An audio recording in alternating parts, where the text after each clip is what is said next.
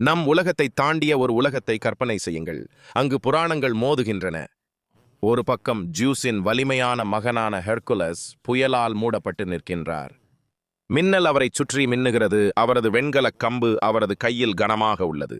அவரது சக்தி ஒரு மூலமான அடக்கமற்ற சக்தி, சோதனைகளில் இருந்து பிறந்தது மற்றும் மீட்புக்கான ஒரு அவசர தேவையிலிருந்து உருவானது. அவர் வலிமையின் உருவம், உலகிற்கு தனது மதிப்பை நிரூபிக்க போராடும் ஒரு ஹீரோ. மற்றொரு பக்கம் விடியற்காலையின் மென்மையான ஒளியில் நனைந்த ஹனுமான் நிற்கிறார், அமைதியாகவும் பிரகாசமாகவும். ஹனுமனின் வலிமை புயலாக இல்லை, ஆனால் ஒரு நிலையான, அசைக்க முடியாத மலையாக இருக்கிறது. அவர் புகழுக்காக போராடவில்லை, ஆனால் பக்திக்காக போராடுகிறார். ஹெர்குலஸ் பூமியை அடிக்கும்போது அது சிதறுகிறது. ஆனால் ஹனுமான் செயல்படும் போது அவர் கோபத்தால் அல்ல, ஆனால் நம்பிக்கையால் மலைகளை உயர்த்துகிறார். ஒரு ஹீரோவின் வலிமை பெருமையுடன் கர்ஜிக்கிறது, மற்றொரு ஹீரோவின் வலிமை பிரார்த்தனையில் வணங்குகிறது.